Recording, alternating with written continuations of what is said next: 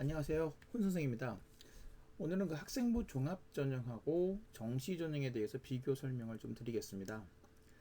우리가 이제 수시냐 정시냐라는 말을 할 때에 그 수시라는 말은 수시 전체의 어떤 그 전형을 말하기보다는 학생부 종합전형을 대표해서 말할 때가 보통 많습니다. 그래서 여기서 말하는 수시와 정시 어떤 전형이 우리 아이에게 유리할까라는 건 결국은 학생부 종합전형하고 정시전형을 비교하는 그런 경우가 대부분입니다. 학생부 종합전형하고 정시전형은요, 어떻게 보면 양쪽 끝에 있는 극과 극의 전형일 수도 있습니다. 그래서 오늘은 그 학생부 종합전형과 정시전형을 비교해서 말씀드리겠는데, 모든 학생들을 다 비교해서 말할 수는 없고요.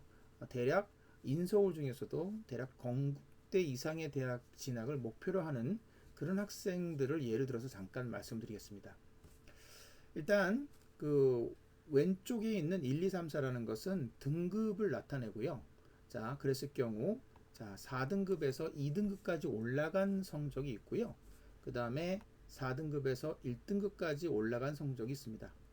자, 이 두 성적 중에 어떤 게 내신이고 어떤 게 수능일까요? 이 4등급에서 2등급으로 올라간 좀 완만한 곡선이 보통 내신이고요. 4등급에서 1등급까지 올라간 게 보통 수능입니다. 여기서 수능이 쉽게 성적이 오른다 그런 의미는 아니고요. 이제 앞으로 살펴보시면 아시겠지만 학생부 종합전형에서 평가를 하는 내신이라고 하는 교과 전형은요. 사실은 학생부 종합전형에서 평가한 여러 요소들 중에 하나일 뿐입니다. 하지만 정시에서의 수능은 절대적인 단 유일한 그런 평가 요소가 되겠습니다. 그러다 보니까 수능에만 집중하면 되죠. 공부만 하면 되는 거죠. 하지만 학생부 종합전형에서의 교과나 내신은요. 공부만 해서 되는 것이 아니라 공부도 잘해야 되는 그러한 전형이 바로 학생부 종합전형이 되겠습니다. 일단 내신 같은 경우는 4등급에서 2등급까지 올랐죠. 그럼 평균을 잡는다면 대략 3등급에 해당합니다.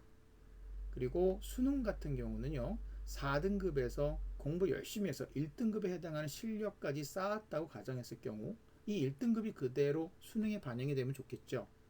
자, 그런데 학생부 종합전형을 먼저 살펴보면 이 학생부 종합전형은 4등급에서 2등급까지 오른 경우 발전되고 향상됐다는 점에서는 높게 평가가 될 수 있겠지만 어쨌든 평균은 3등급 정도로 평가가 될 것입니다.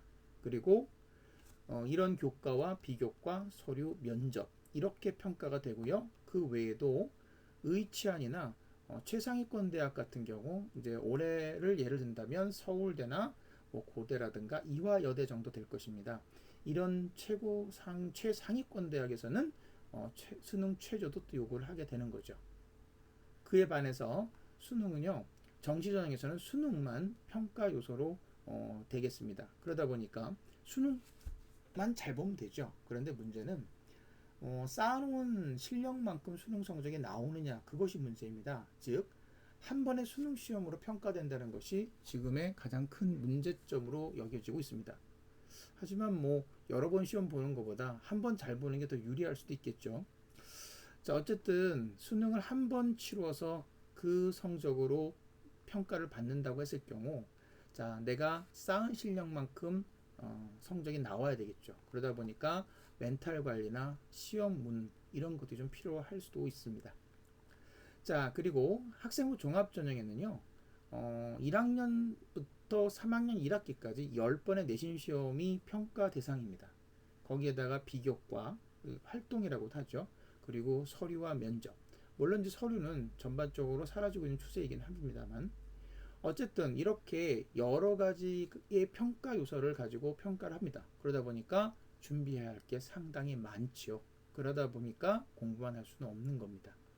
그리고 최상위권 대학의 경우는 또 수능 최저를 요구하기도 하고요. 이렇듯 학생부 종합전형과 정시전형은요.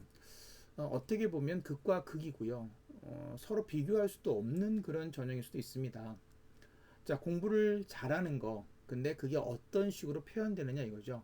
뭐 수능 같은 경우도 학업 능력이라든가 학업 실력을 평가되는 하나의 방식이지만 또 내신이라는 것도 있죠.